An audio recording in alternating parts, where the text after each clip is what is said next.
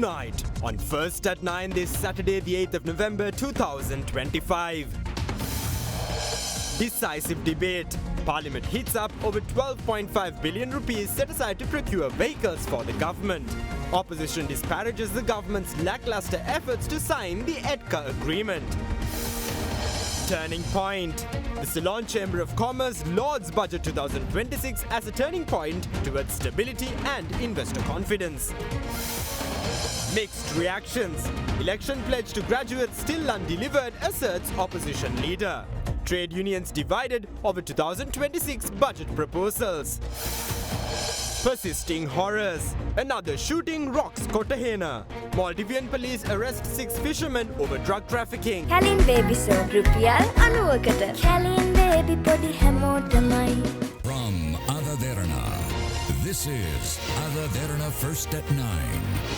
Live from Studio 24 in Colombo. Good evening and welcome to First at 9 on the Derana News channel. I'm Aditya Singha joining you live with the latest in Sri Lanka and around the world. Brought to you by the only Sri Lankan media network to rise to the pinnacle across all media platforms, recognized as the best by every servant and beloved by the people. Now, in a top story tonight, the debate on the second reading of the appropriation bill for the year 2026 commenced in Parliament today. During the debate, Parliament heated up over an allocation of 12.5 billion rupees to procure vehicles for the government. Meanwhile, Samagi Janabalawegaya parliamentarian Dr. Harsha De Silva condemned the government on the decision to remove SVAT from exporters and suppliers and the failure of the government to fulfill the 45-day refund as promised. We accept the fact that the overall economy has stabilized. However, we challenge you to table a proposal to build on the progress achieved thus far, since no such proposal has been tabled yet. When President Anrukumara Dissanayake was contesting the 2024 presidential polls, inflation, which was at about 70%, dropped to -1%. Interest rates, which were at 35%, dropped to 8%. The exchange rate of the rupee against the dollar, which was at about 370 rupees, also dropped to about 294 rupees. However, yesterday the president attempted to take credit for this progress during his budget speech, claiming it all happened in 1 year. That is not in fact the case. The president mentioned that this is the system change they aspired. I informed the president with regret that a rules-based order was already set up to facilitate a system change before he assumed office as the president. The government recorded an unprecedented figure in tax revenue. For the first time in history, the Treasury holds an unfathomable amount of funds. Surpluses of the People's Bank and the Bank of Ceylon have crossed a whopping ₹1 trillion.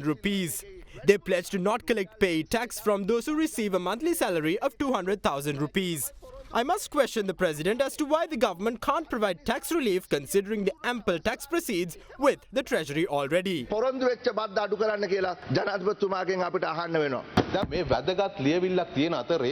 Although an important document has been released, some claim that 12.5 billion rupees have been allocated for the purchase of vehicles for members of parliament representing the government.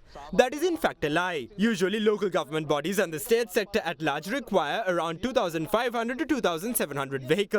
This 12.5 million rupee allocation has been set aside to fund lease installments of these vehicles. Many have used this fact to misrepresent the budget. I urge everyone to not misinterpret these proposals. None of the 159 MPs of the government require these vehicles.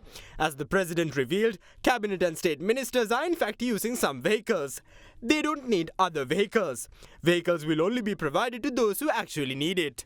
12.5 billion rupees have been earmarked to purchase a total of 2,700 vehicles. 700 vehicles from the total will be allocated to local government bodies, while 1,775 will be allocated to the government. 225 vehicles will be provided to MPs.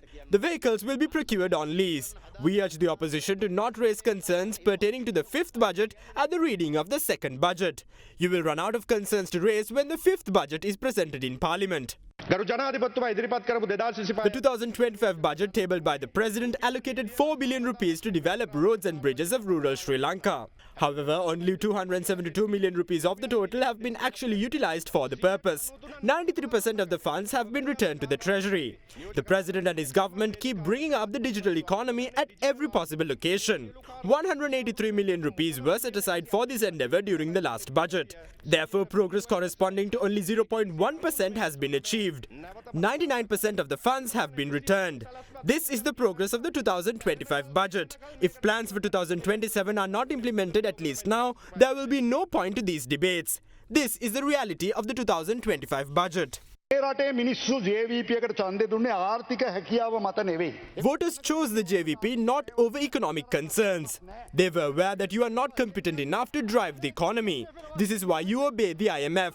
Why are you doing this? Who is in fact guiding the economy? The IMF regulates the economy, not you. The people voted for you expecting social justice and the rule of law to be bolstered. They thought you would eradicate corruption. Those expectations have been shattered today. The Indo-Lanka Free Trade Agreement, the first bilateral FTA in our history. But the structure is now dated and non-tariff frictions, standard testing, logistics, rules of origin compliance often blunt the headline preferences, and the upgrade is overdue. That upgrade is proposed Economic and Technological Cooperation Agreement, ETCA. The talks restarted in November 2023 after the years of pause, but have since drifted. As of late September 2025, India has asked Sri Lanka to appoint a chief negotiator to resume structured rounds. We have not done so to date. In 2024, Sri Lanka exported $884 million to India and imported $3.76 billion, 3,776 billion. An exports to import ratio of 24%. So, Honourable Speaker, when I was Minister of Trade, this particular one was in the range of about 70% to the advantage of India. There's a huge gap that needs to be rectified and corrected to the advantage of Sri Lanka. We should be using an upgraded pact to push more value-added exports, easier service access and investments into supply chain and create jobs at home. India is on track to become the world's third largest economy by 2027, and we hope that momentous gain would certainly benefit countries such as Sri Lanka as its closest neighbour. Sri Lanka should position itself as a partner, influencer and a facilitator in India's supply chain, logistic corridors and services integration. By doing so, we will not merely be a bystander, we will be share in India's dramatic growth, multiplying our own opportunity in trade, investments and employment. The cost of delay is immense. The benefits of timely engagement are exponential. Going to the tariff imposition by President Trump, there is a huge potential that exists from us to export our textiles into India, because Indian market, the middle class has gone up to about 400-500 million. There is a huge potential in the short term to take advantage. Let me tell you, talk is cheap, sir. Talk is cheap. Just last week, many of our competitors in the region got super trade deals agreed with the United States during President Trump's visit to Asia. While most nations are doing their utmost to support the export industry, all what we did was to remove SVAT from exporters and their suppliers. They promised 45-day refund is still a promise, while the promise of a parallel run was never fulfilled. With the cost of business going up, with the removal of SVAT and imported inputs becoming cheaper than local purchases, Honourable Sir, we may actually see a reversal of the backward integration in the export industry, and this is a really strong concern. Last night I watched a part of the Deloitte's budget seminar. The government reps were all gung-ho on the budget and dismiss any impact on the SVAT withdrawal. Instead, blame the industry for leakage. Actually they did. But the rep for the Joint Apparel Association Federation was not amused, sir. He clearly articulated there is a huge challenge in the promised 45-day refund. He said certainly there would be much pressure on cash flow and margins, and he said this is specifically pronounced for small and medium enterprises. In the last budget, the President spoke about RCEP. He talked about strengthening trade relationships with Asia and Africa. But yesterday, Honourable Sir, he didn't speak speak a word about the RCEP. Please tell us whether an iota of work was done to achieve that objective. Honorable Ravikana Nayak just asked the question on ECTA, but there was no answer. Why? Because there is no answer to give, Honorable Sir. Like I said, talk is cheap. Both the President and the Honorable Prime Minister who was here visited India this year, but none of them even mentioned SEPA or ECTA in their statement. Honorable Prime Minister spoke about many things, but she forgot the four letters ECTA and SEPA. Why? Why is that? Because there is no real intention of integration with the region, because there is no political will to walk the talk. You don't have the political view, madam, to walk the talk. All what you people are doing is use flowery language to fool the masses and hope God will create jobs for them. God is not going to create jobs for us, sir. Honestly, there has been some 14 rounds of discussion between Sri Lanka and India on SEPA and ECTA. Another 2 rounds, the agreement could have been concluded. Why on earth are you dragging your feet? Talk about RCEP is pie in the sky, madam. It cannot be completed if you can't complete ECTA, because there is no way, absolutely no way, you people are willing to liberalize trade in services to even think about RCEP. Some of you are living in a fool's paradise. ඔබේ සම හඳුනාගෙන ඖෂධීය ශාකසාරමය Forever face wash එකක් භාවිතා කරන්න. අත වෙනුවෙන් කැපවූ ලංකාවේ අපේ අංක 1 ජාලය Dialogue. Secretary to the Treasury Dr. Harshana Surya Perumal emphasizes that advancing digitization and maintaining a zero-tolerance stance on corruption are expected to enhance system integration and minimize inefficiencies across business operations. These remarks were made at a post-budget seminar held in Colombo last night.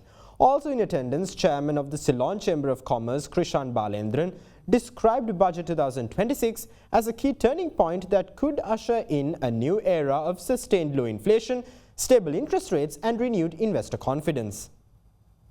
Organised by Ernst & Young Sri Lanka, a post-budget discussion on the 2026 budget was held in Colombo last night. The event saw the participation of Minister of Labour and Deputy Minister of Finance and Planning Dr. Anil Jayantha, Secretary to the Ministry of Finance Dr. Harshana Surya Perumal and experts from the business sector.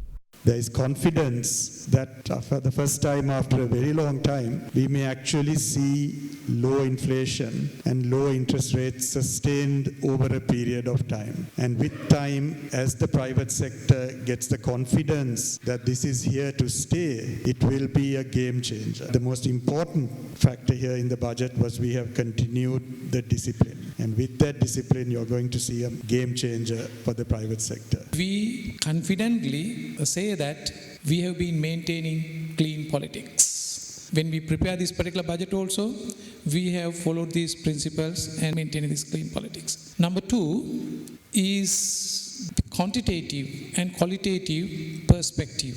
The qualitative aspect is very important. We have not excluded anyone. No one has been left behind. So I think that is one area. Then only you feel that we have to work together for a common objective to achieve and enjoy the benefits of the common prosperity. Approach of the government is to give confidence to businesses to grow and to be more profitable. Through several approaches, one angle is digitization, another angle is zero tolerance for corruption. I suppose these initiatives have started paying dividends already, and it allows better integration, less leakages through the system, and allow everyone to take part in the journey. So these initiatives will bring more revenue without increasing the rates. I would say without putting much pressure on the system, on businesses, on citizens. So those were the angles that we looked at, and we are quite confident we will be able to achieve those targets for 2026 as well. Now, on the subject of Budget 2026, tax experts say that Sri Lanka's macroeconomic fundamentals remain stable with low interest rates and controlled inflation. However, experts also highlight that the budget targets 7% growth but lacks clear investment incentives or measures to boost competitiveness. Our our fundamentals on the macroeconomic stability, it's good. The interest rates are low, the inflation is within benchmark, and the official reserves are also on a good footing. The benchmark for the IMF is the debt sustainability. President also explained and expounded that the debt was sustainable. There was nothing to fear. Even in 2028, they will need only about $3.2 billion. And there was no issue about servicing the debt. The question is the official reserves, we are still hovering around $6 billion. Another pointer that we are all looking at it is about $7 billion for the end of the year. We have to have about $9 billion official receipts in 26, and by end of 27 we must have $13 billion. How are we going to double our reserve position? Otherwise, where are we going to get the dollars to service the debt crisis? And we must have these reserves to provide for endogenous and exogenous shocks. Though there is emphasis on growth and we should achieve 7% growth, we didn't see many proposals for the lines of growth. There should have been certain focus on incentives. It should have been explained as to why someone should and must invest in Sri Lanka. Incentive, I am not talking of tax holidays, but some expenditure-based incentives for R&D, capital investments, making the country competitiveness should have been focused. President mentioned when he was out of the country that there will not be new taxes will be introduced in this budget, and I think he has kept his word. We don't see any new taxes that have been introduced. But that does not mean that there is no tax revenue being generated to the government. We do find that using different techniques, the collection of the taxes is being anticipated to grow. So now where is this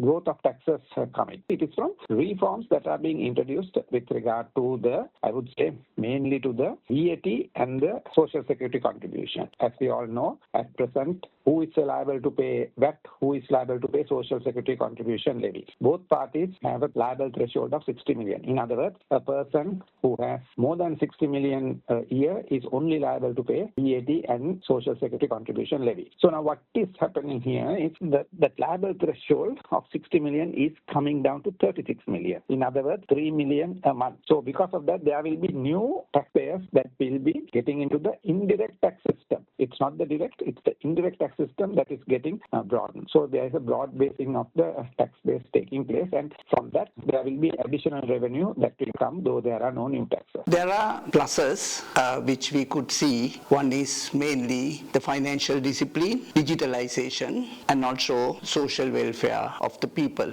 But I think government has not focused on the main sector of exports and importance of bringing more foreign revenue to the country. Sri Lanka earned about 16-17 billion by merchandise exports, and total export revenue from the GDP is about 20%. If you compare with most of the other Asian countries, they are around 70%. So we are far below the levels of our competitors. So we should focus more to earn more export revenue for the country. Also, we expected the corporate tax especially for exports, which is now 30%, to be reduced. So which they have not done anything. Now SVAT is removed, so we have burden of paying VAT in advance. So that also affecting cash flows. The export sector and also businesses are not really focused, which is needed for the growth of the country.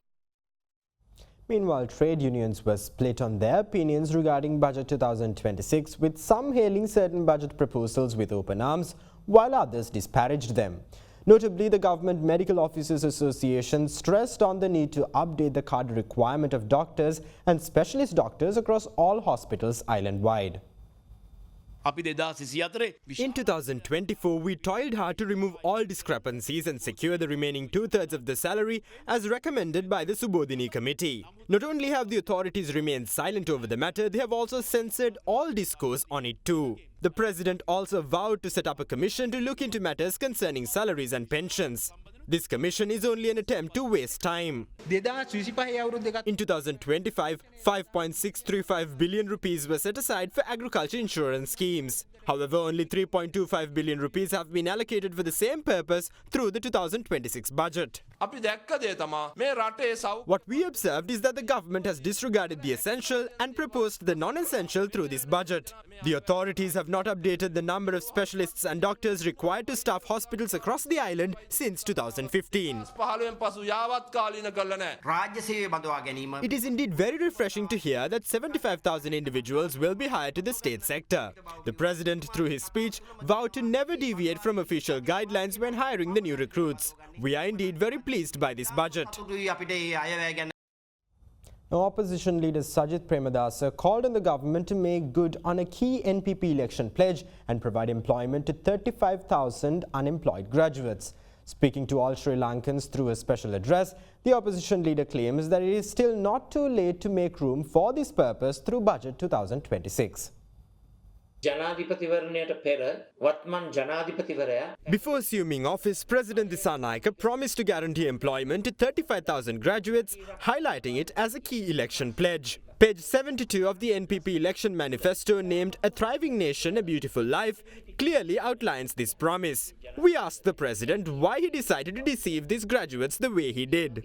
Why did he utter these absolute lies? The Prime Minister clearly revealed that there are vacancies for 52,000 graduates within the state sector. Despite that being the case, the President-led incumbent government has decided to psychologically torture these graduates.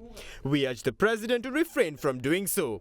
It is still not too late. We urge the government to take immediate action and allocate budget provisions accordingly. Do what you do, let the world look up to you. Shoot what you see, be who you wanna be. Search with a smile, create your own style. Gemini live, make moments come alive. Be anywhere, rock anytime. With awesome AI by your side. Be anywhere, rock anytime. Be brilliant, be always intelligent.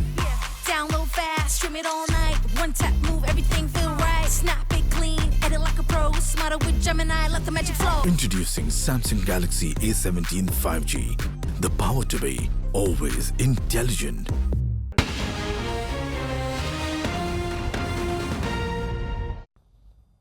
Leader of the Sarvajana Balaya, parliamentarian Dilith Jayavira, hails nationalism to be the impetus of progress while asserting that failure to bolster nationalism will only guarantee social collapse. Speaking at an event in Colombo, Jayavira raised concern on certain fringe opinions being thrust upon Sri Lankans quite forcefully.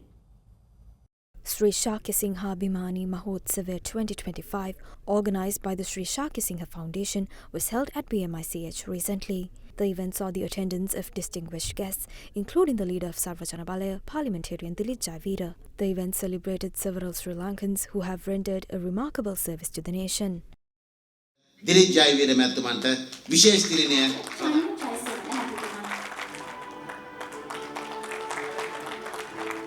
අපේ ජාතිකත්වයේ ප්‍රමුඛම ආభాෂය බලපෑම දර්ශනය අපිට ලැබෙන්නේ බුදුදහමෙන්. Buddhism stands tall as the bedrock of our national identity. Buddhist teaching mixed with traditions passed down by the Sinhalese and evolved into the Sinhala Buddhist civilization. Unfortunately, this Sinhala Buddhist civilization has been narrowly defined at times, leading many to conflate it erroneously with racism as opposed to nationalism. However, Muslims, Hindus, Christians and other religious minorities guaranteed their religious freedom. The deep intertwining of Buddhism with our national identity guarantees religious freedom. On the other hand, opinions borne by a handful are being forcefully thrust upon us. If we raise concern against these opinions, we are ridiculed on social media. Our fearless fight to protect nationalism is what triggers all this hate. We must keep only one thing in mind. If we fail to protect nationalism, we will all be doomed. No country with a shattered national identity has ever progressed.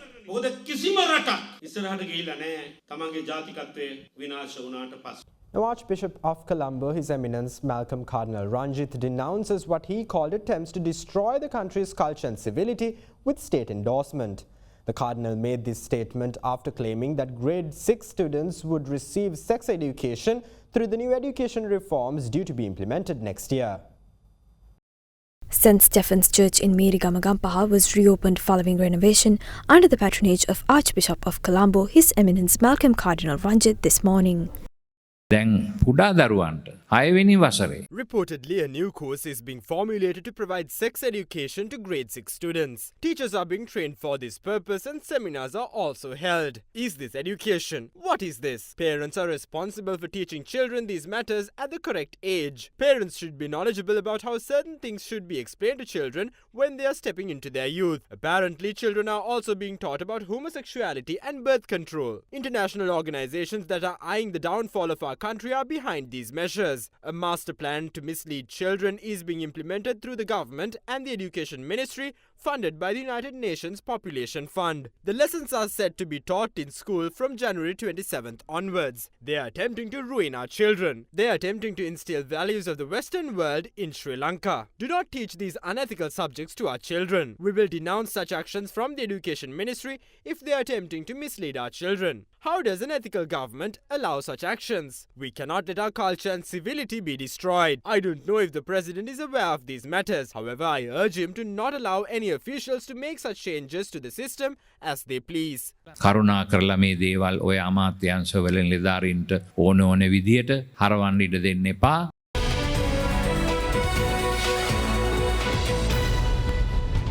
Welcome back. Now in your business news, the Central Bank of Sri Lanka, as the Macroprudential Authority, has issued a directive to all licensed banks, finance companies and finance leasing institutions, revising the maximum loan-to-value limits on vehicle loans.